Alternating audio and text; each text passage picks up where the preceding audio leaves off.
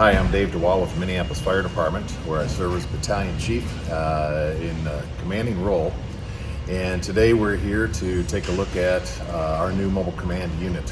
It is replacing an older Pierce command unit that we've had in service for many years and served us very, very well. However, we have decided to downsize, and we chose the Ford Transit all-wheel drive chassis, heavy-duty chassis, which will serve us very well in the Minneapolis-St. Paul area climate, if you will. Another reason for choosing the Ford Transit all-wheel drive chassis has a lot to do with maneuverability and not necessarily such a large unit.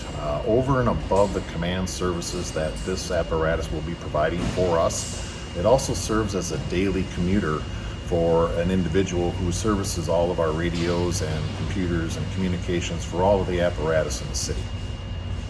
The unit that we're picking up here today has a lot of the same or similar capacity that our older unit did have. I think that we've enhanced a number of some of those features with some of the mast towers and camera features that we have. We also have, I believe, installed a drone, which allows us to have some aerial coverage that we've never had before for the command staff to be able to observe changing conditions on our fire grounds. Here we are at the back of the vehicle, and you can see, if you get in position here, that we have a remote television set up to a tuner feed, as well as having the ability to link into our Fotokite drone to be able to show what the drone is seeing here on the television.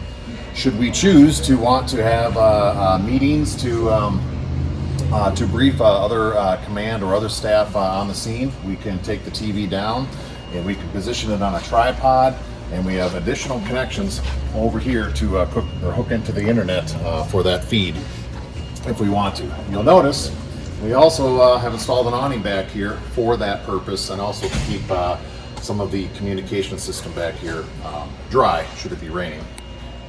Underneath here, I think you saw earlier that we have a 7 kW generator. And if we wanted to move any of our command briefings around to the other side under a bigger awning, we can do that. Our larger awning and our external network connections to be able to install all of our communications. In addition to the network connections, we also have an exterior intercom so that the door can remain closed and we can communicate with individuals from the outside, allowing them access if needed.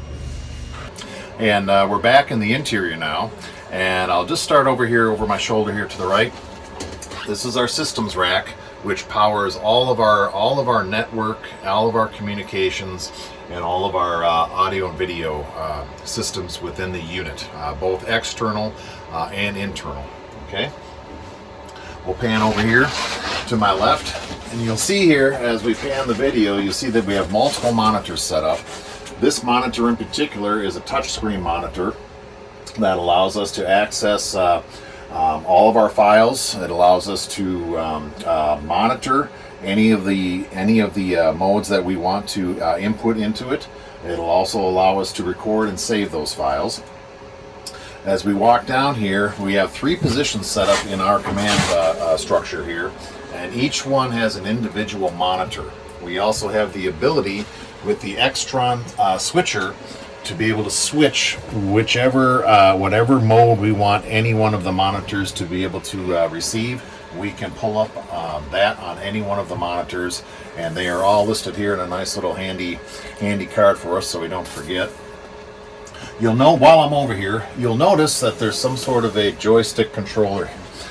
When we had the mast up earlier, you saw on the top of there was an Oculus camera with a thermal imager.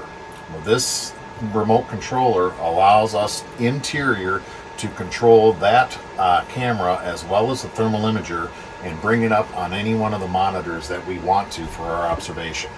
It's all interior control. So as I said, we have 3 positions inside this unit. We have all of our Setcoms that are set up in front of the position.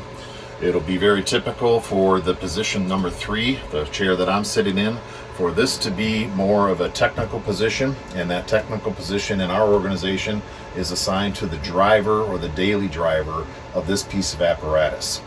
The next two positions will be taken up by command personnel. Typically, the commanding officer will take up position 1, and a commanding aide, if you will, or a chief's aide, if you will, can take up the position number 2. We all can have our own individual monitors, as I said before, and you'll notice we customize the driver's side of the unit by installing a custom window out the left-hand side. This allows us to observe on the scene, as well as observe monitoring cameras and multiple cameras that we have on the scene, as well as capturing our information that we want off of our monitors. There's ample storage up above should we have a need to store other items. When we get this back to the city, we have plans to install printers and coffee makers and other things like that that may be of use to the command staff at long stands. In addition to us being able to control our own monitors, we also have the ability to bring in an external computer and connect it below our cabinet here into a network connection that will allow us to access that computer should we need to for any business need and bring it up on the appropriate monitor, or to just allow the standalone computer to function by itself. Okay, this is the Fotokite tethered version of our drone. We did purchase the Pelican box case version so that it could be portable on the scene. You can see in some of the earlier video how it is connected to shore power. If we don't have access to shore power, we also have a portable generator we can bring with us to power up the unit. All of the power is provided by the base of the unit, and the drone itself is tethered onto a string. The drone is fully powered by the pad that you see here.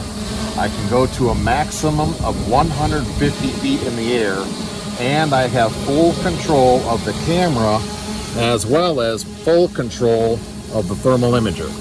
I can switch back and forth from picture in picture depending on which view I wanted to see. The whole system here will also record images for us. It's on a 24-hour loop, and in that 24 hours you can recover the video and be able to use it for your training and or after action report services. This is the unit that we keep independent, stored in the back of our mobile command unit, and like I said, is powered by shore power or a portable generator.